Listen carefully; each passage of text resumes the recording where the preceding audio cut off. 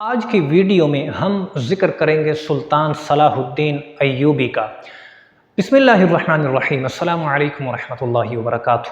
جس طرح دین اسلام کا یہ عظیم اور سایہ دار درخت ہمارے پاس اس بہترین ٹھنڈی چھاؤں کے ساتھ موجود ہے، یہ اس طرح سے ہمیں جس طرح آسانی کے ساتھ ملا ہے، یہ اتنی آسانیوں کے ساتھ ہم تک بالکل بھی نہیں پہنچا۔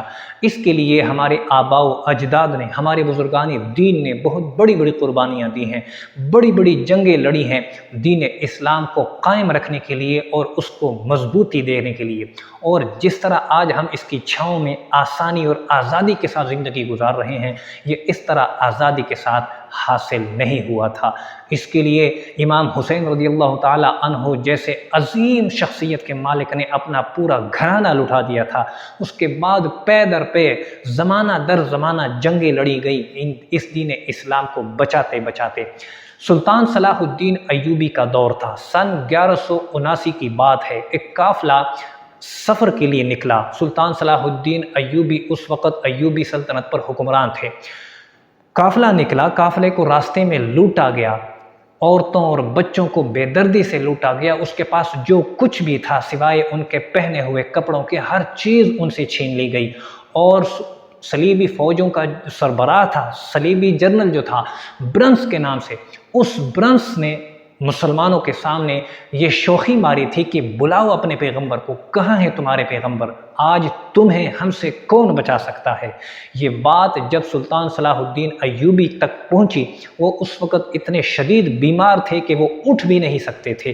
انہوں نے اس وقت اللہ تبارک و تعالیٰ کی بارگاہ میں دعا کی کہ یا اللہ مجھے صحت عطا فرما تاکہ میں اس صلیبی جرنیل کا سر قلم کر سکوں۔ ہم آج نعرہ لگاتے ہیں عاشق رسول کا، عاشق رسول ہم کچھ بھی نہیں، بلکہ عاشق رسول تو کیا، ہم عاشق رسول کے پیروں کی دھول بھی نہیں بن سکتے۔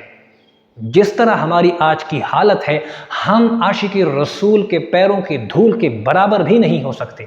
سلطان صلاح الدین ایوبی پورے 2.5 سال، یہ 2 سے 2.5 سال سیدھے لیٹ کر نہیں سوئے تھے، صرف اسی غصے کی وجہ سے کہ کب میں اس صلیبی جرنیل کا سر قلم کروں گا کہ جس نے نبی علیہ السلام کی شان میں گستاخی کی تھی۔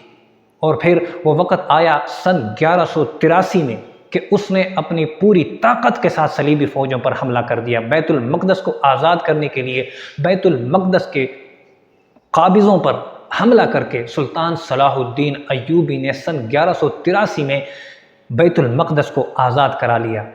سلطان صلاح الدین ایوبی بیت المقدس کے احاطے کے باہر کھڑے ہوئے اور اپنے سپاہیوں کو حکم دیا کہ جاؤ ڈھونڈ کر لاؤ اس برنس کو، اس صلیبی جرنیل کو کہ جس نے میرے نبی علیہ السلام کی شان میں گستاخی کی تھی۔ سپاہی گئے، انہوں نے تمام خیموں کو تلاش کیا، تمام خیموں میں ہر طرف اس کو تلاش کیا۔ ایک کونے کھانچے میں وہ چھپا بیٹھا تھا، اسے پکڑ کر جب سلطان صلاح الدین ایوبی کے سامنے پیش کیا گیا، جب سلطان کی نظر اس جرنیل پر پڑی تو غم و غصے کی حالت میں کھڑے ہو گئے اور ان کے چہرے سے غصہ آگ کی طرح نکل رہا تھا۔ انہوں نے اتنے غصے سے اسے کہا کہ آج بتاؤ کہ تم نے میرے نبی علیہ السلام کے شان میں کیسے گستاخی کی تھی؟ تم نے کہا تھا کہ بلاؤ اپنے پیغمبر کو کہ تمہارا پیغمبر کہاں ہے، آج تمہیں ہم سے کون بچائے گا؟ سنو، میرے آقا علیہ السلام نے مجھے بھیجا ہے تمہارا سر اتارنے کے لیے۔ اور پھر اسی غم و غصے کی حالت میں سلطان نے اپنی تلوار نکالی اور پورے وار کے ساتھ اس صلیبی جرنیل کا سر قلم کر دیا۔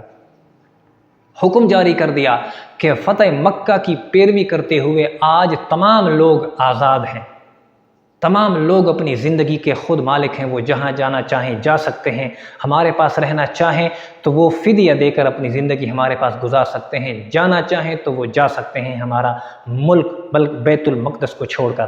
اور اس وقت پھر فتح مکہ کی پیروی کرتے ہوئے سلطان صلاح الدین ایوبی نے باقی تمام عوام اور بے گناہ لوگوں کو آزاد کر دیا تھا۔ یہ تھے عاشق رسول۔ عاشق رسول ہم ابھی جب اپنی گندی زبان سے یہ جملہ ادا کرتے ہیں تو ہم مسلمانوں کو شرم نہیں آتی کہ عاشق رسول تو وہ ہوتا ہے کہ جو اپنے عاشق کی ہر ادا کو اپنے دل میں بسا کے رکھتا ہے۔ عاشق رسول تو وہ ہوتا ہے جو اپنے محبوب کی زندگی کی ہر گھڑی کو وہ اپنی زندگی کی ہر گھڑی بنا لیتا ہے۔ اس کی زندگی کی ہر نقل اتارنا اس کے لیے سنت قرار دیا جاتا ہے۔ عاشق رسول تو حضرت بلال رضی اللہ تعالیٰ عنہ تھے کہ جنہوں نے اپنی زندگی اپنے جسم کو آگ میں جھلسا دیا تھا، لیکن نبی علیہ الصلوۃ والسلام کے عشق سے ایک لفظ بھی اپنے آپ کو نہیں پھیرا۔ کیسے عاشق رسول ہیں ہم؟ کیسے عاشق رسول ہیں کہ ہم خود تو پیٹ بھر کر سوتے ہیں اور ہمارا پڑوسی بھوکا سویا ہوتا ہے؟ کیسے عاشق رسول ہیں کہ ہم خود تو اے سی والے کمروں میں پڑے ہوتے ہیں اور ہمیں یہ احساس نہیں ہوتا کہ ہمارے ملک میں یا ہمارے گاؤں میں کچھ غریب درختوں اور جھونپڑیوں کے نیچے زندگی گزار رہے ہیں؟ کچھ لوگ پکے محلات اور بنگلوں میں رہتے ہیں، کچھ لوگ کچی جھونپڑیوں میں بارشوں اور طوفانوں کا سامنا کر رہے ہوتے ہیں۔ یہ ہیں ہم عاشق رسول؟ اللہ تبارک و تعالی ہمیں سچا پکا عاشق رسول بننے کی توفیق عطا فرمائے۔ آمین ثم آمین۔